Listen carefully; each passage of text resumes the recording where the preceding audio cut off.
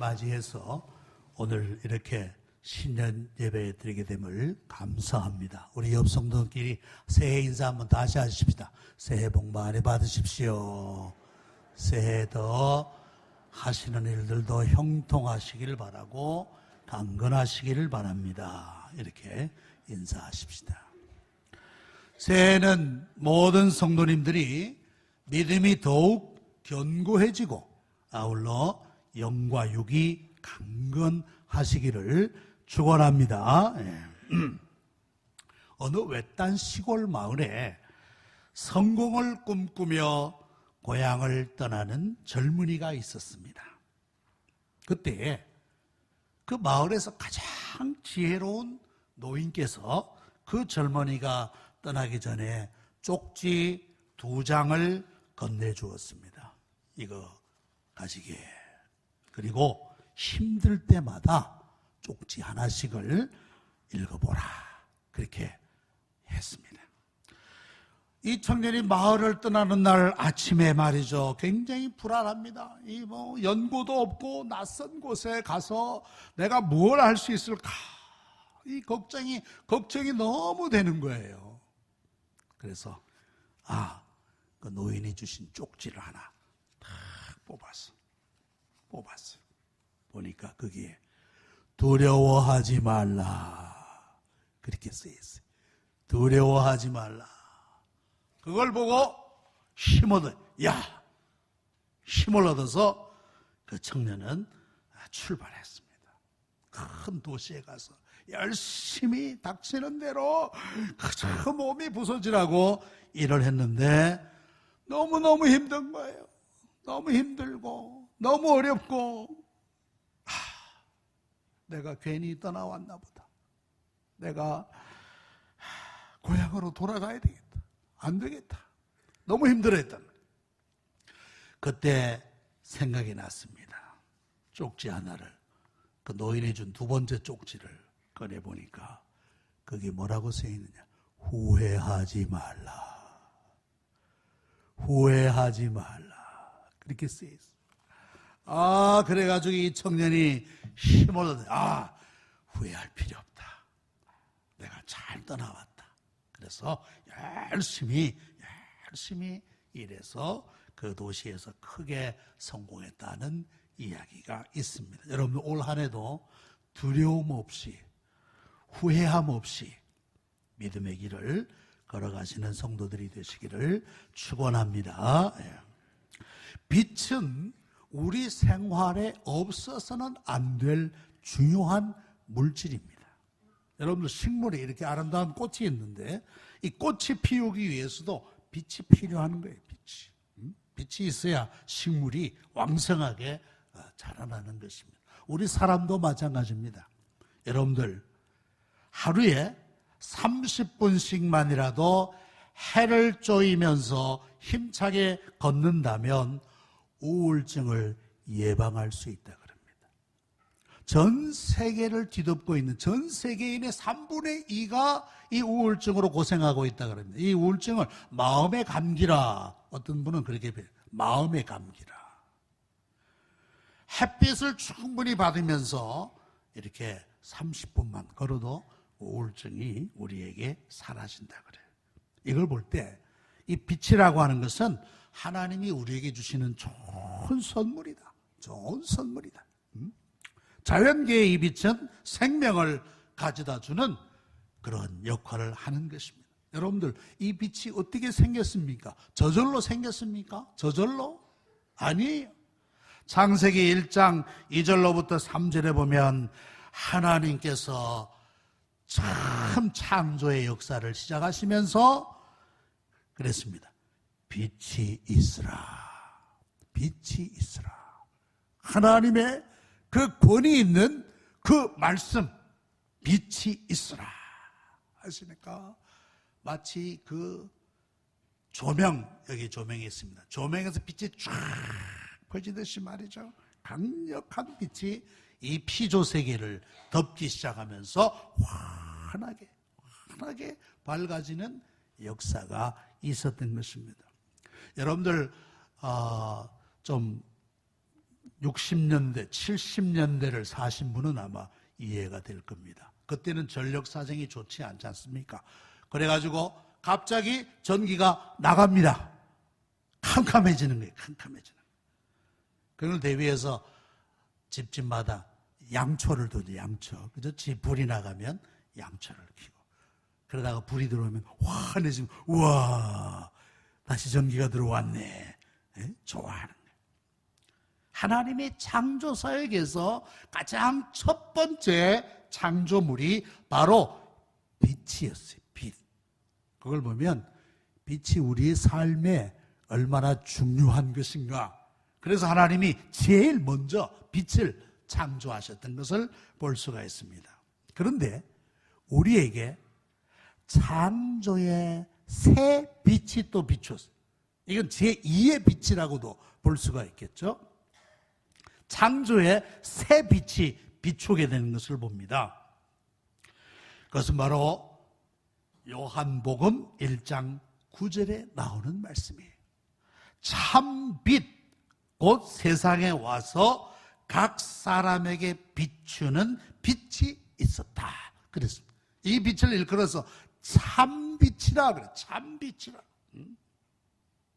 이 빛은 누구를 의미하느냐 하면은 바로 예수님을 의미하는 거예요. 예수님. 참빛으로 예수님이 이 세상에 오셨습니다. 그런데 자기 백성이 영접하지 않더라. 요한복음 1장 11절에 자기 백성이 영접하지 않더라. 도리어 배척했어요. 도리어 배척. 십자가에 못 박는 데까지 내어주었던 것입니다.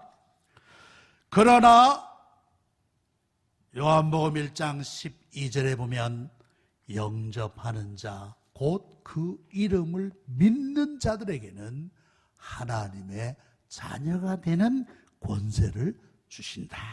그렇게 말씀했습니다. 이건 뭐예요? 빛을 받아들이는 자, 빛을 영접하는 자에게는 하나님이 생명을 주신다. 하나님의 자녀가 되는 권세를 주신다라고 약속하셨어요. 자, 이처럼 빛은 하나님의 창조 사역에 있어서 이게 일종의 물리적인 빛이 되겠습니다만은 창조 사역과 아울러 구원 사역에 있어서 중요한 역할을 하는데 오늘 말씀해 보니까 일어나 빛을 발하라 이렇게 말씀하고 있습니다. 일어나 빛을 발하라. 이사야 60장에 그 말씀합니다. 그런데 이사야 1장부터 59장까지 나오는 이 말씀에 보면은 실상 이스라엘 백성들이 어떤 상태에 있었느냐? 어두운 가운데 있었다는 사실입니다. 어두운 가운데. 죄 가운데, 어두운 가운데, 바벨론의 포로 생활 가운데 저들은 비참한 가운데 놓여 있었다는 말씀이에요.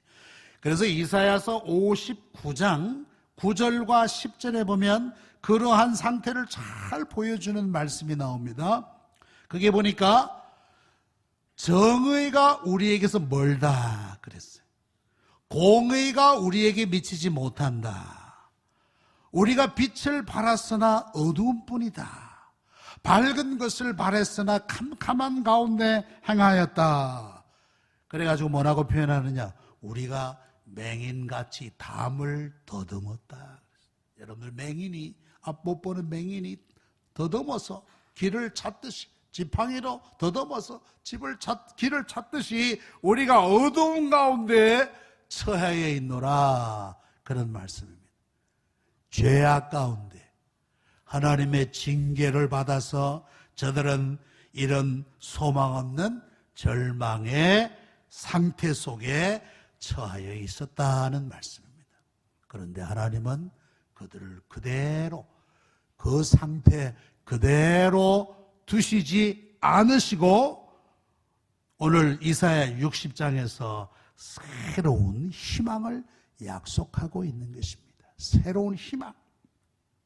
이것은 뭐냐? 시온의 영광스러운 미래를 선포하는 말씀이라 그렇게 볼 수 있어요. 시온의 영광스러운, 이스라엘의 영광스러운 미래. 과거에는 정말 죄로 말미암아 어두운 가운데, 환난 가운데, 불의함 가운데 얽매여 있는 사슬 가운데 놓여 있었지만은 이제는 빛을 발할 것이다. 내 빛이 이르렀다. 이렇게 말씀했습니다. 여러분들 2절 말씀에 우리 이사야 60장 2절에 보면 보라 어두움이 땅을 덮을 것이며 캄캄함이 만민을 가릴 것이다. 여러분들 이 말씀 보느라면 뭐가 기억나는 줄 아십니까? 이스라엘 백성들이 애굽에서 노예 생활하다가 이제 해방되기 직전에 하나님이 애굽에 10가지 재앙을 내리지 않습니까? 10가지. 그게 피, 개구리, 이, 파리, 각종 질병 이런 그 재앙을 내리셨는데 그 가운데 9번째 재앙이 뭐냐 하면은 어둠의 재앙을 내리셨어요. 어둠에 캄캄하게 애굽의 저녁에 캄캄하게 그 사람들이 쳐다보지도 못하고 꼼짝도 못하는 그런 어두움에 갇혀가지고 그런 하나님이 징벌을 하셨어요. 그런데 놀랍게도 이스라엘 자손이 거주하는 지역에는 빛이 있었더라. 이스라엘이 거주하는 지역. 그 지역만 환했다. 네. 여러분 가끔 인공위성에서 이 한반도를 찍은 사진을 보시면 이해가 될 겁니다. 식당에도 그 북한에 관한 사진들이 있어서 보면 그 가운데 하나 있는데 38 이북을 보면 남한은 환하지 않습니까? 환한데 북한은 캄캄합니다. 평양 부근이나 조금 밝을까? 캄캄해. 그 사진을 보시면은 이해가 될 것입니다. 그러한 어두운 가운데 있을 때 빛이 내게 임할 것이라. 그래서 빛이 임한다. 이 빛이 이르렀다고 하는 것은 하나님의 영광이 나타났다라는 표현입니다. 하나님의 영광이. 죄악으로 말미암아 하나님의 진노로 온 땅이 캄캄한 어두운 가운데 있을 때 하나님이 구원의 빛을 비추어 주셨다라는 말씀입니다. 그분이 누구냐? 구원의 빛으로 오신 그리스도시다. 그리스도. 예수님이시다라는 말씀. 요한복음 1장 4절과 5절에 보면 그 안에 생명이 있었으니 그라고 하는 것은 바로 예수님을 말씀하는 것입니다. 그 안에 생명이 있었으니 이 생명은 사람들의 빛이라. 빛이 어둠에 빛이 돼 어둠이 깨닫지 못하더라. 빛이 세상에 비추어졌지만은 사람들이 하도 어두움 가운데 있기를 좋아했기 때문에 이 빛을 제대로 받아들이지를 못하였다는 말씀입니다. 유대인들이 율법이라고 하는 어두운 가운데 저들이 갇혀 있었기 때문에 이 복음의 빛을 제대로 받아들이지를 못했어요. 여기에 나오는 이사야 60장에 나오는 이 빛은 바로 장차 빛으로 오실 그리스도, 또 그리스도가 오심으로 말미암아 이제 탄생될 교회를 보여주고 있는 말씀이다라는 말씀입니다. 교회에 속한 모든 교회의 구성원이나 혹은 또 구성원들의 집합체인 교회나 이러한 존재는 바로 빛된 존재라고 하는 말씀입니다. 빛된 존재라. 이는 내 빛이 이르렀고 여호와의 영광이 내 위에 임하였음이니라 말씀했습니다. 우리 성도들은 이 세상의 빛과 같다. 빛과 같다. 라고 예수님도 말씀하지 않았습니까? 자, 일어나 빛을 발하라. 일어나 빛을 발하라. 성도들이 일어나 빛을 발하라. 교회들이 일어나 빛을 발하라. 참 안타깝게도 오늘의 현실은 세상이 교회를 걱정하는 세대가 되어버렸어요. 이 참 얼마나 안타까운 사실이에요. 그러나 하나님의 말씀은 일어나 빛을 발하라. 이렇게 말씀합니다. 일어나 빛을 발하라. 자, 우리가 어떻게 빛을 발할 수가 있겠나? 우리 스스로 생각해도 발광체가 아니지 않습니까? 우리가 빛을 내는 그런 발광체가 아니에요. 근데 어떻게 빛을 발하라는 말씀입니까? 이것은 믿음으로써 믿음의 행위를 나타내라는 뜻으로 우리가 이해할 수 있어요. 믿음으로써 믿음의 행위를 나타낸다라는 의미. 마태복음 5장 14절로부터 16절에 보면 예수님이 산상보훈에서 주시는 말씀인데, 너희는 세상의 빛이라. 산 위에 있는 동네가 숨겨지지 못할 것이요, 사람이 등불을 켜서 말 아래 두지 아니하고 등경 위에 두나니 이러므로 집안 모든 사람에게 비치느니라. 이같이 너희 빛을 사람 앞에 비치게 하여 그들로부터는, 여러분들이 한번 읽어보십시오. 시작.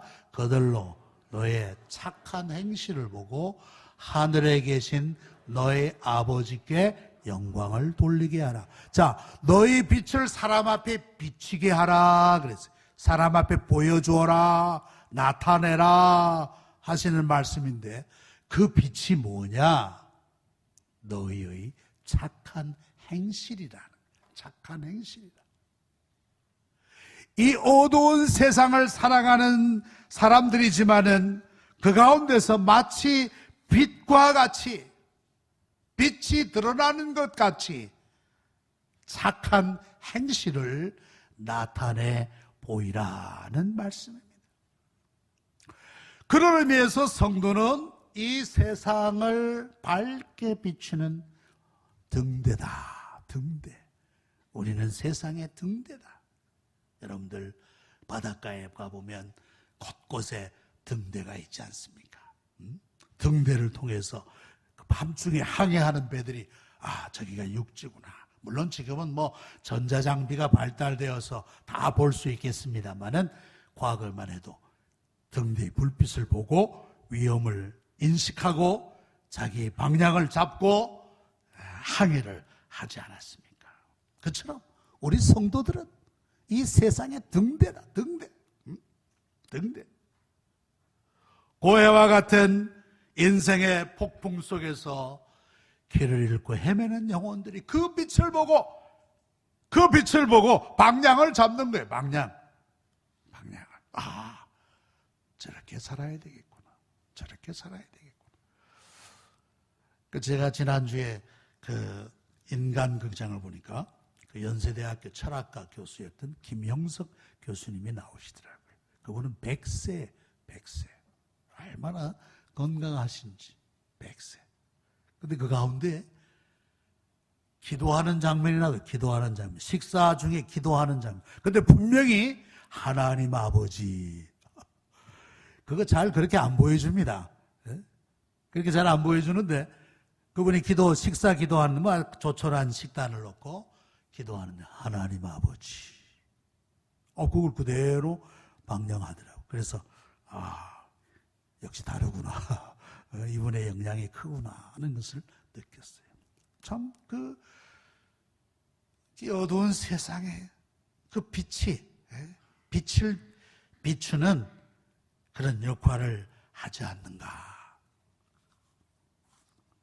좀 그렇게 생각했어요. 참 좋은 사표다. 에베소 5장 8절과 9절에 보면, 너희가 전에는 어두움이더니 이제는 주 안에서 빛이라. 빛의 자녀들처럼 행하라. 빛의 열매는 모든 착함과 의로움과 진실함에 있느니라. 아까 예수님 말씀하신 그 마태복음 5장에도 뭐라 그랬습니까? 너희 착한 행실을 보고 하늘에 계신 너희 아버지께 영광을 돌리게 하라. 너희가 세상의 빛이라고 하면서 착한 행실을 예수님이 언급하셨습니다.